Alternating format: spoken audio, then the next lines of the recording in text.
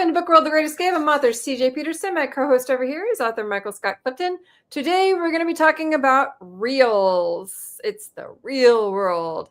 Mike is, the technical director that he is like, what can he add to it? Mike, what can you add to the real world? Well, the disclaimer first that everyone watching, I have tutored CJ about social media reels, and I'm allowing her to take the stuff that I've done and use it in today's podcast. I'm very gracious in that behalf.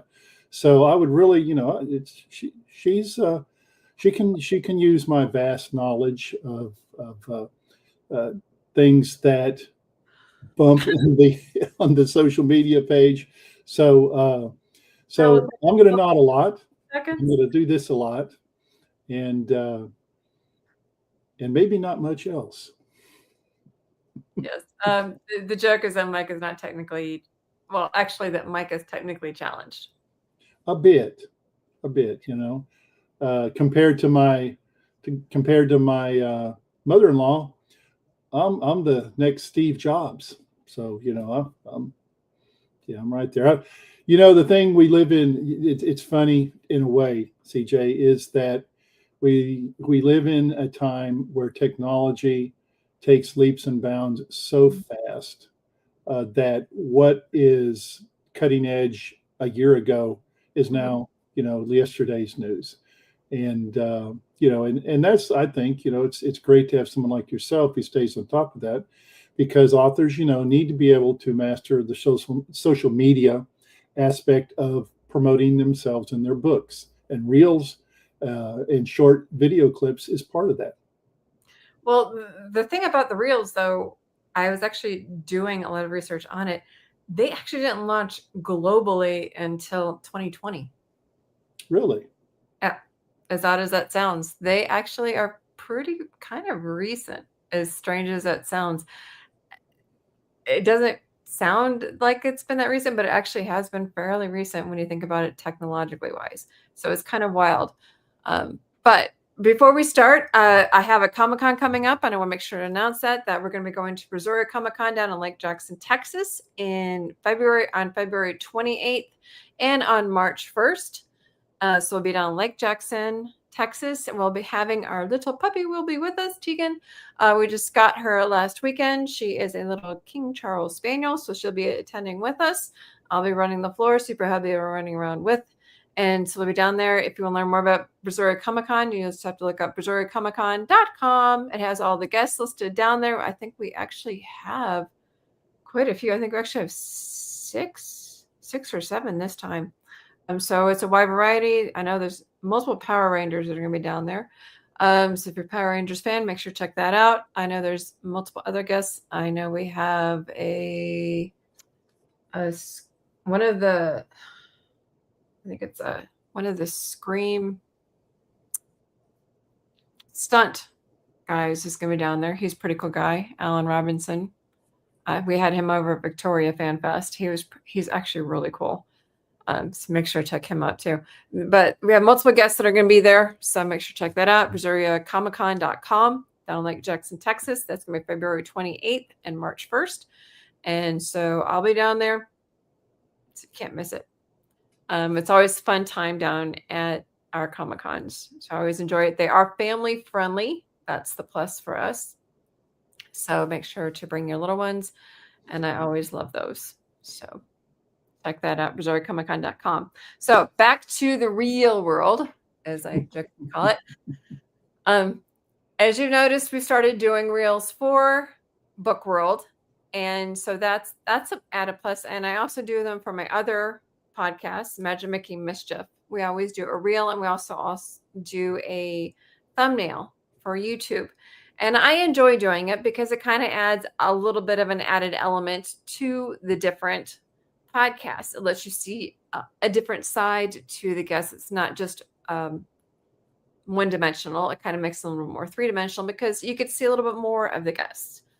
And I like doing reels for different ads as well. And being a content creator, whenever I go on different trips, or if I want to feature something that hubby and I did, It also allows us to go ahead and I do a short reel for it as well. Reels tend to be about, you know, 30 seconds or actually anywhere between 15 seconds to 90 seconds long. And they tend to capture it. You don't want them to go any more than about 2 minutes and 50 seconds. Anything longer than that, and you tend to get flagged. You need to be really careful when it comes to reels, because especially on YouTube, YouTube will nail you and they will block them when it comes Hmm. to music. So you need to be really careful what music you add to them. You can get away with a lot more on TikTok when it comes to your music. So is There's that because it's copyrighted, CJ? hmm, Okay. Okay. there's a couple different platforms that I tend to use. I usually flip between two of them. I usually use CapCut and I usually use Kine, Kine. CapCuts you need to be careful with because I tend to keep them. And if you notice, and when you do go to CapCut, there are different templates.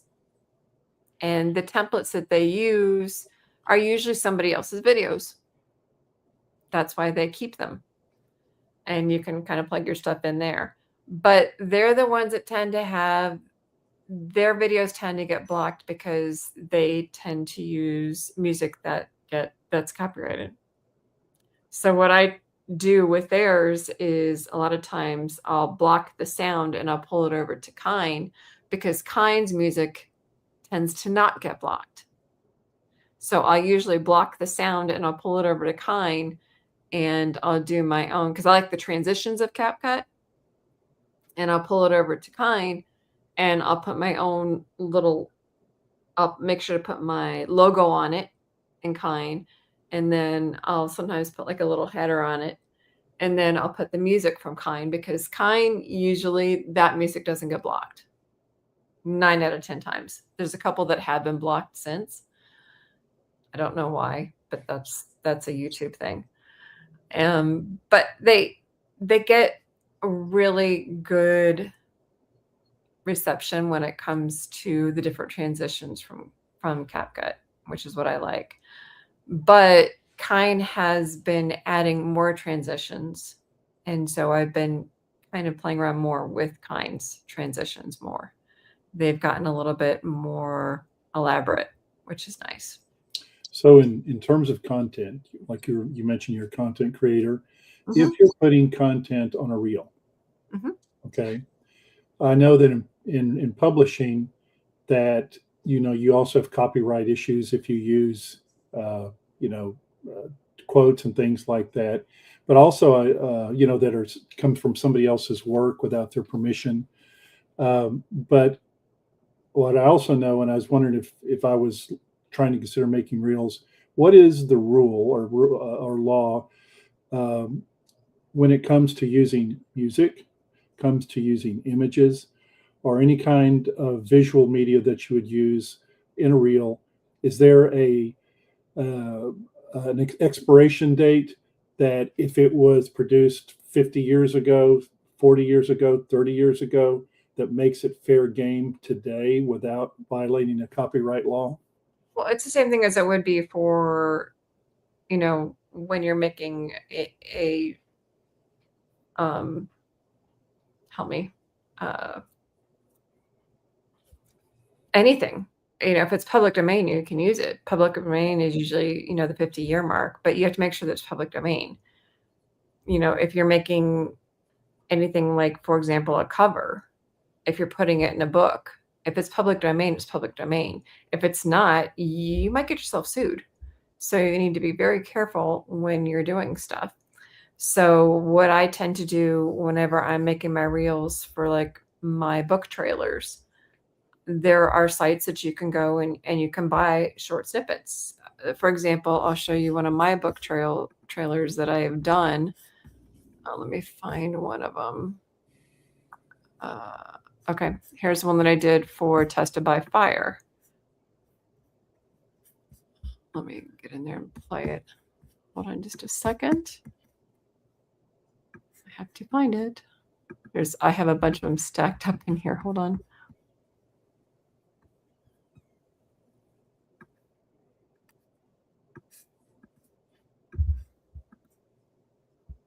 it is.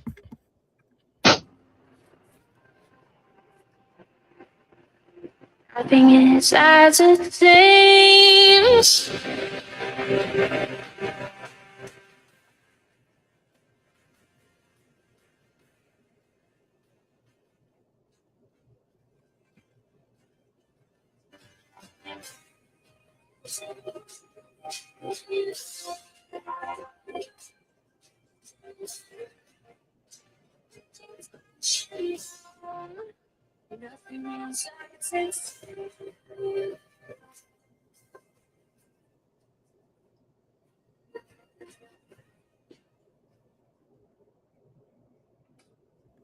You know,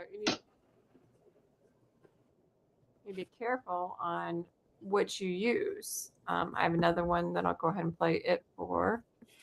And that's Chain Reaction. Which I actually am close to that one. So let me go and play that one.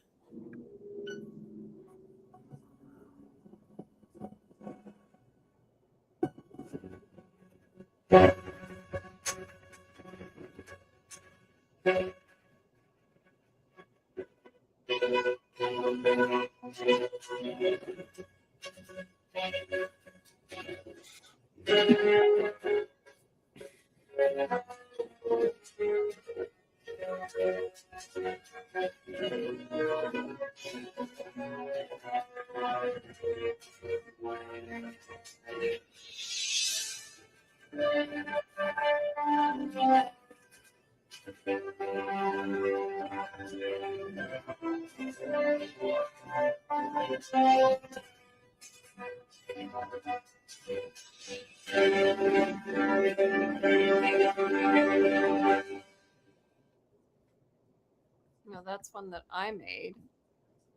And so I know that when I got those little snippets, that I paid to use those short Okay. snippets. Okay. Now, the one that you sent me regarding your book trailer, I'm assuming that it was the same idea and that somebody had paid for the snippets to use for yours.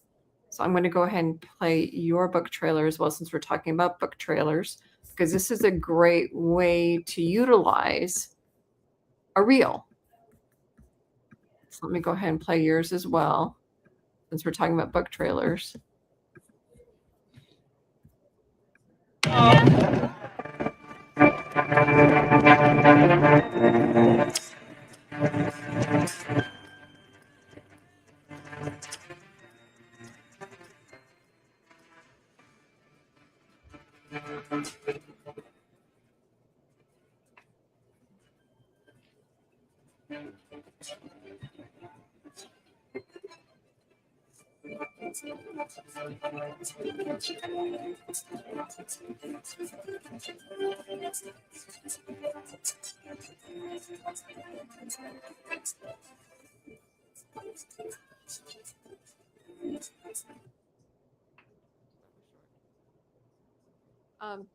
The great thing about reels is they are short, and the idea is to hook them, and the idea is to catch them, and the idea is to spell out the book as quick and as you possibly can, and to get as much information as you can in that short amount of time. As you saw in mine, I was able to not only spell out the story, but I was able to get the hashtags at the end, and I was able to tell who wrote it, and I was able to make sure to get in there who wrote it, the hashtags, and where to find it. So public domain means it's fair game. Mhm. And there are sites you can go to buy images and short video clips that you can splice and add to your reels. And music. And music as well, right? And if you're watching the podcast, CJ, of course, I know this doesn't apply to me, but let's say that you feel a little intimidated by the technical aspects of creating a reel for yourself. Are there YouTube videos, how to? Is this something that anybody can actually do without having to climb the mountain, so to speak? There is, and there are easier ways to do it. So, for example, what we can do is I'm going to show you. You know what? I'll show you this one. This one's probably the easiest one to do. I'm going to show you one that I did for a promotion for when I was on the corner bookstore. And the reason I'll show you this one was because it.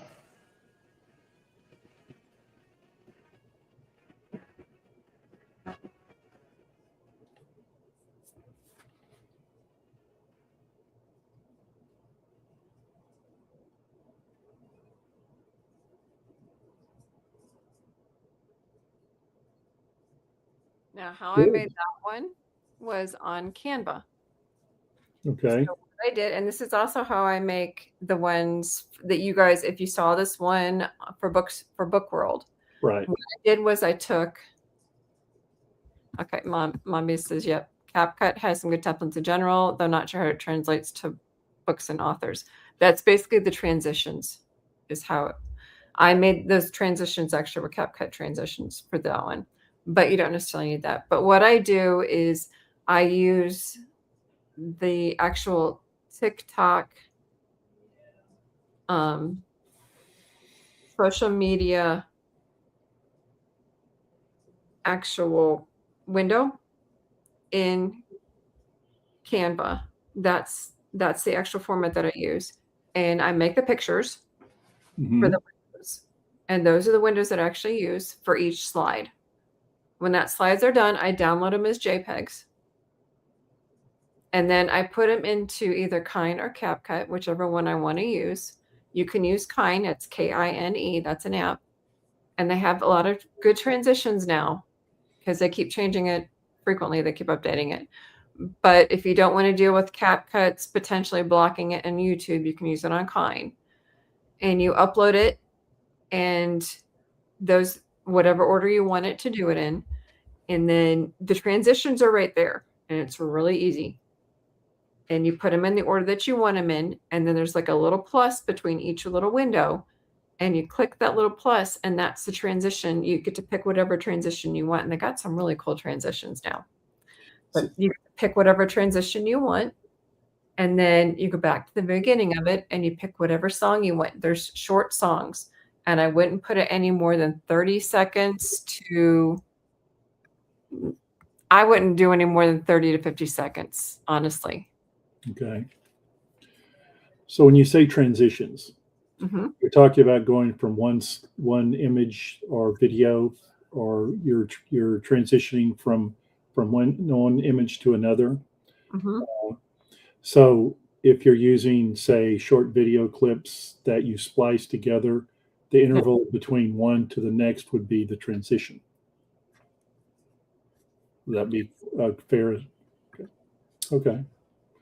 And they supply those transitions. You can, from what you're saying, and I'm learning this, CJ, as we're part of that podcast. It's kind of weird, but okay. So when you are putting together a reel, and you can choose a transition. Are we talking about how long it takes? If there's the transition one music to the next. Yeah, the transitions themselves have their own amount of time for each transition. Okay. A set amount of time, like 5 seconds, 10 seconds, 20 seconds. It has its own time. Okay. But you choose which type of transition you want. So when you say the type, what exactly does that mean? There's different types of transitions that you can pick from. When you click the little plus, a list of transitions pops up, and you can choose which kind you want. So you just kind of got to go through, and it'll show you what it does. So can you give an example of one of those transitions? The one we just saw. Remember how it spliced the screen? Okay. That's the transition. Okay. Sometimes it'll do the box splits. Sometimes it'll flip. Oh, okay. Yes. Sometimes it'll spin. That's a transition. So it's like I know this is kind of an old-fashioned term, but it's kind of like a special effect. Yep. Okay. Exactly. Exactly. That's exactly what it is. Now, when it comes to Reels, I'm going to give some facts, some really cold hard facts, because some people need the actual facts. And you can't ignore Reels. They may have only been around since 2020, but you can't ignore these facts.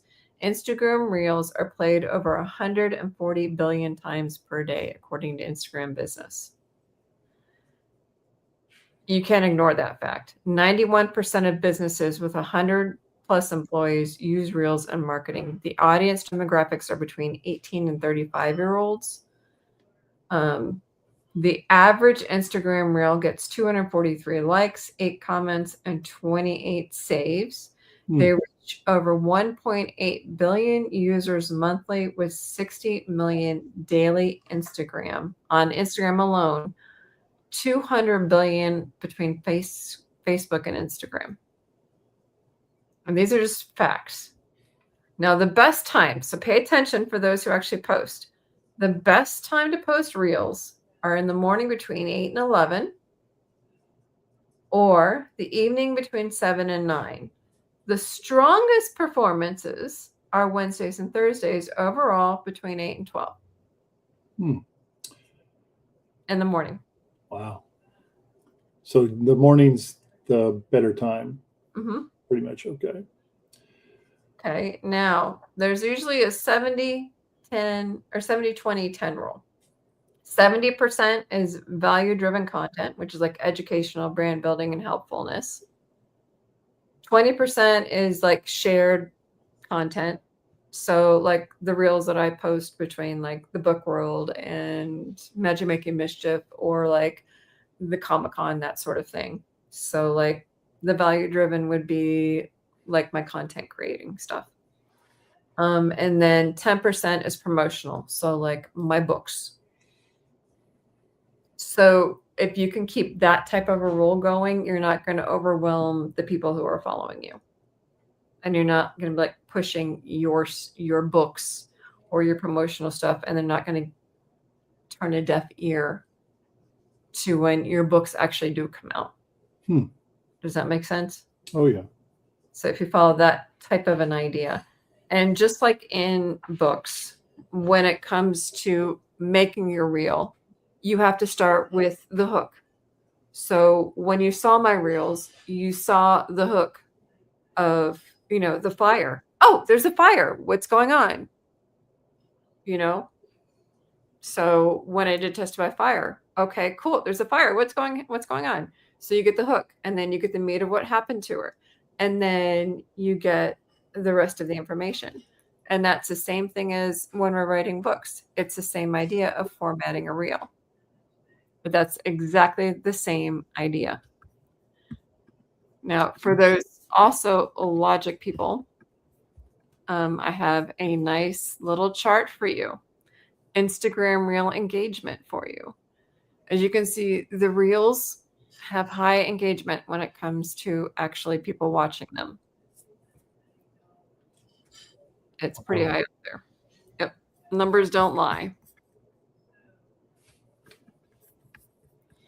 So if we have writers out there, authors,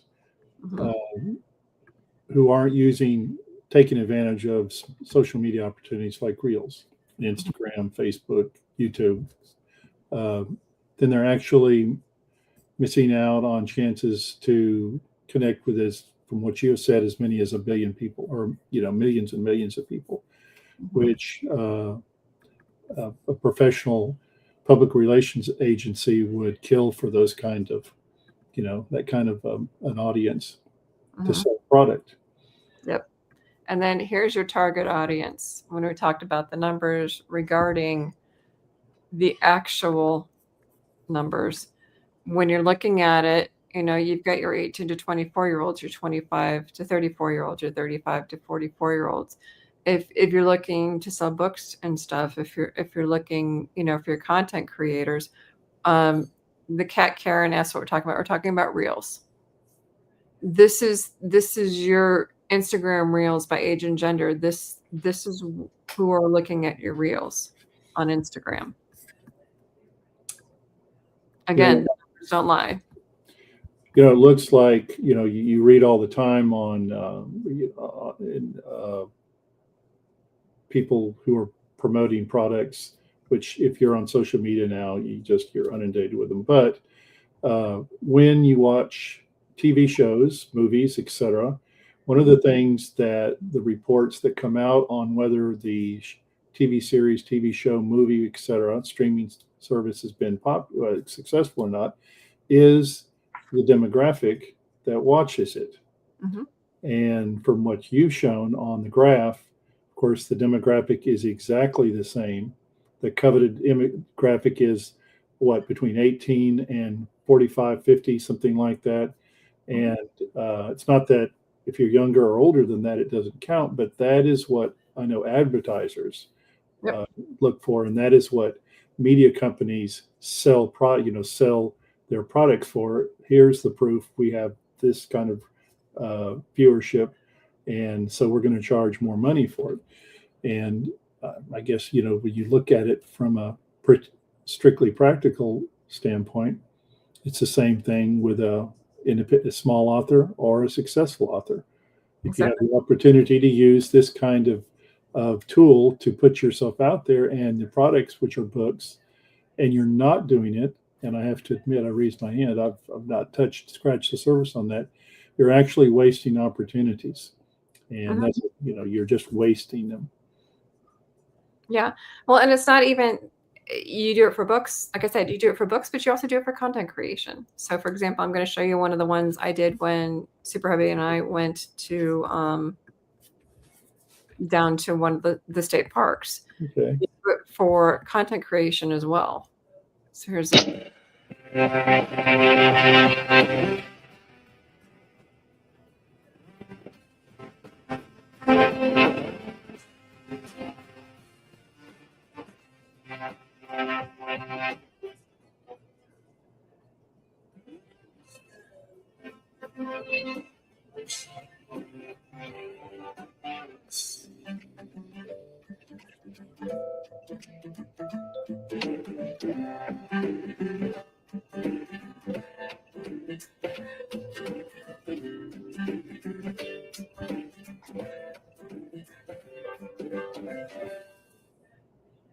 Wow. Yeah. So and you can see that one was done by CapCut because you could see it up in the top. So you use, thank you, TechFlip said that's a really good video. Thank you. Can this be applied to any type of content creation? Yes, it can. So you can use this for content creation. You can use the Reels for pretty much anything broad span. You can use it for books. You can use it for content creation. You can use them for anything. And when you use it, just gear it toward whatever it is that you need it. Because like I said, I use it for Journey Through the Dash. I use it for the books, which I've given examples for. I use them for promos. Whenever I go to do an author interview, I make sure to use a reel for it. I use it for Book World as much as for Magic Making Mischief. I make sure to do a promo every single week for both of those podcasts. And when you do a reel, it just adds an element up there, and it makes each guest a more of a 3D person as opposed to just a one-dimensional person on the little YouTube thumbnail. It adds an extra element to each person. So reels make everybody real. Are you going to copyright that as well? So thank you guys for joining us today. I hope it was helpful, and I hope it was insightful, and I hope you guys helped. The two elements that we use, I tend to use CapCut and Kine, Kine. I hope that helps you guys out a lot.